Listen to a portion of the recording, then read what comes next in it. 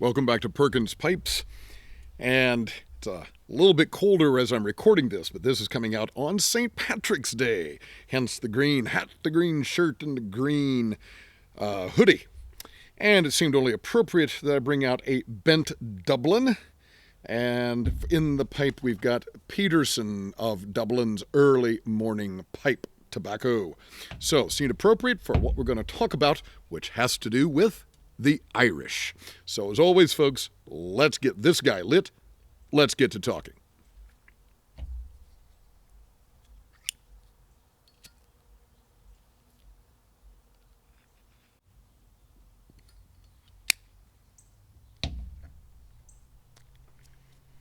So, I've been planning this one for a while.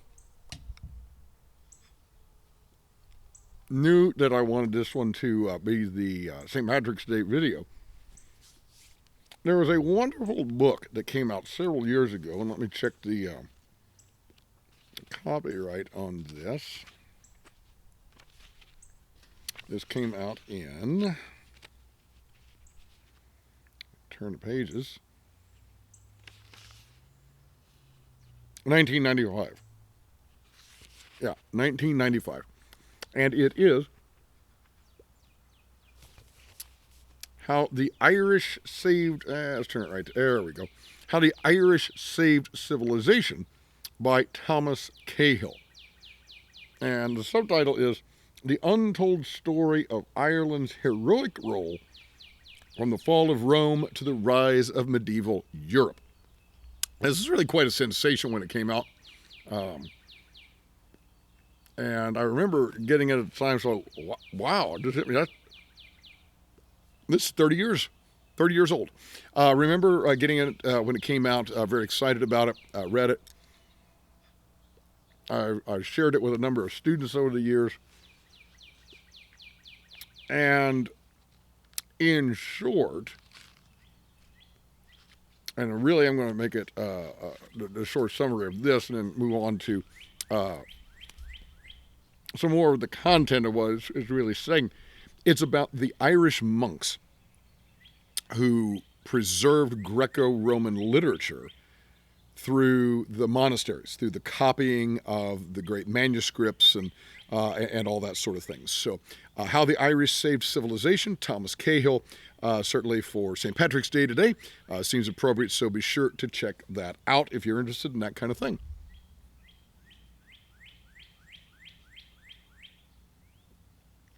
So let's talk about that a little bit. A lot of people don't realize or don't think about it much.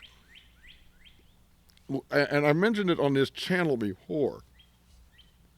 We don't have what we call autographs. And again, I don't mean the name written in cursive by a favorite musician or sports figure or something like this. Autograph, what we mean is a text written by the actual author. We don't have stuff like that from the ancient world. We don't have it when it comes to biblical texts. We don't have it when it comes to the Iliad and the Odyssey of Homer, the Aeneid of Virgil, the works of Cicero and Caesar and Plato and Aristotle. We don't have anything that they wrote. And we do have their works, and we're reasonably confident that what we have is what they wrote. And what we have to thank for that are people who copied these things by hand. Now, it started off in the ancient world. Someone would write something, maybe the Roman poet Catullus would write his poems. And then someone would get a copy, and usually have a slave, copy that text. Now that person's got a copy. And then I find out, hey, you've got a copy of Catullus's new poems. I ask to borrow it. I get it copied. Then somebody borrows it from me. And then we're off to the races. In fact, the Latin verb for to publish is where we get our word edit. Edo, edera, edidi, editus. And what it really means, the root of that word, is to give out. All right, so to give something out into the world. And that's really what it was. Once it had been copied and someone else has got copies, there's really no way the author can get that back and say, oh, I made a mistake. I want to change that. Too late. It's out there. People have got it now. It's very similar to what we today call print on demand. There's a lot of places. There was one called Author House. I'm trying to remember. Was that the Amazon one? I felt like there was a print on demand feature from Amazon. I felt like Barnes & Noble had one, an excellent one that's been around for many, many years and that I've used. And some other people I know is called Lulu, LULU.com. Highly recommend Lulu. Very, very, very good to work with. But you publish, and then rather than the book being warehoused, taking up physical space, it's just a file.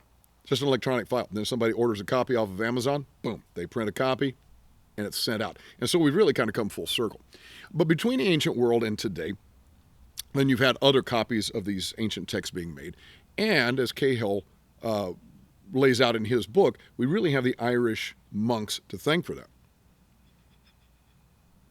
Now, there's a very good, an excellent, really, novel by Umberto Eco. I'll bring up a picture of that cover here for you, called The Name of the Rose. Now, this was done into a movie, I believe in the 80s somewhere, with Sean Connery, who played the part of a monk, Brother William of Baskerville. And if that name kind of rings a bell, it's he's supposed to be the great ancestor of Sherlock Holmes. And then a very young Christian Slater plays his novice, a fellow named Adso.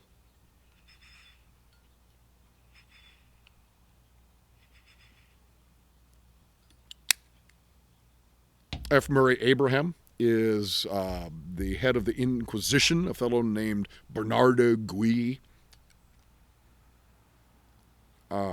Ron Silver plays an interesting character. He is a hunchbacked monk at this particular abbey in England. He's got some mental issues, and he speaks in a hybrid mishmash of languages. A little bit of Latin, a little bit of French, a little bit of English, a little bit of Italian, and it's all just kind of warbled together there.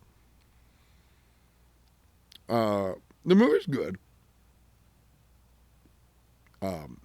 The book is excellent, as you could imagine the book would be, even better than the movie. But at any rate, both the book and the movie focus on the scriptorium, the part of a monastery where the monks would actually sit, and they'd have their easels set up, kind of desk.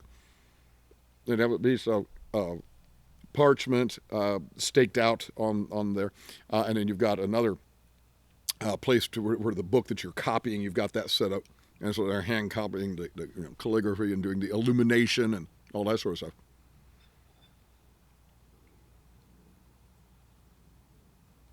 And as Cahill points out, we wouldn't have all this wonderful and really pagan literature. They didn't just copy biblical texts, but they were copying, again, Cicero, Virgil, all of that. If it weren't for these guys.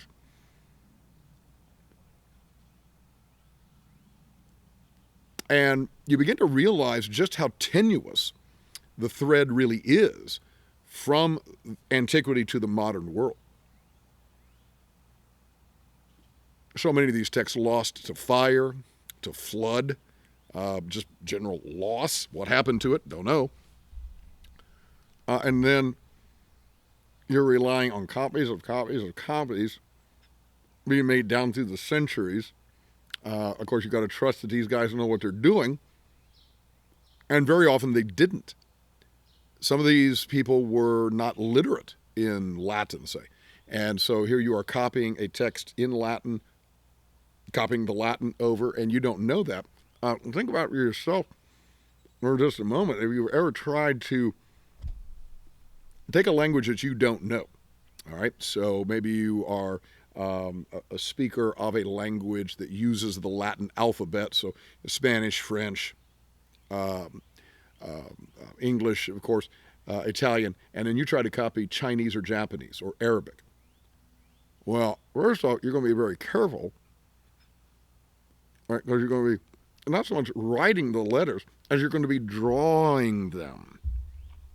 Right? You think about when you and I write, we go very fast. But if you are copying a language you don't know, copying the words, the alphabet, and so forth, man, you're drawing the characters in the letters because you don't really know them. And because you don't know them, you don't really know what they say. So it's very easy to make a mistake. Even though you're carefully drawing, still, you don't really know what you're copying here. And so it's very easy to make mistakes, which is where then in the modern world, scholars come in and try to sort all this out.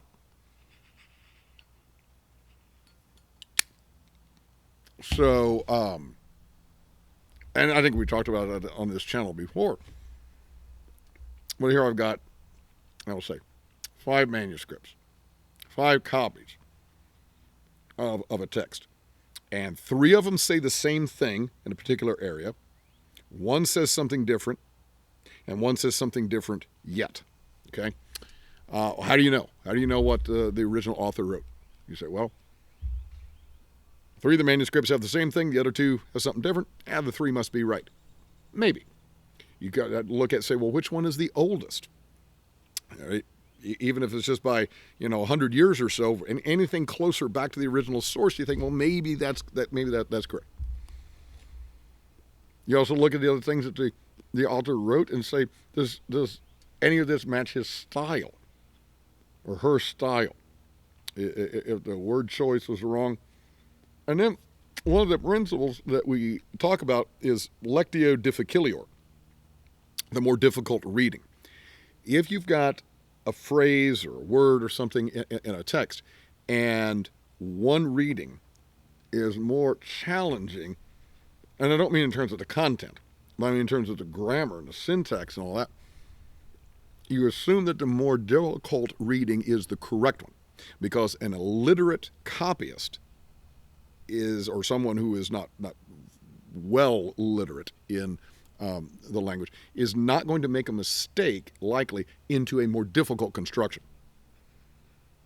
Such a person is going to make a mistake into an easier construction. So you assume if you've got 2, take the more difficult one. So all that stuff goes into then saying, okay, now this is the definitive text of Caesar's commentaries on the Gallic War, the poems of Horace, a biblical text, right?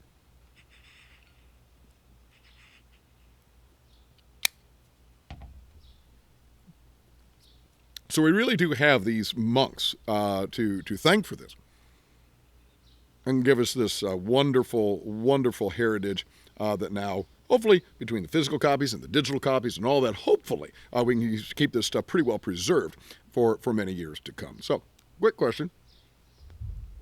Do you know this?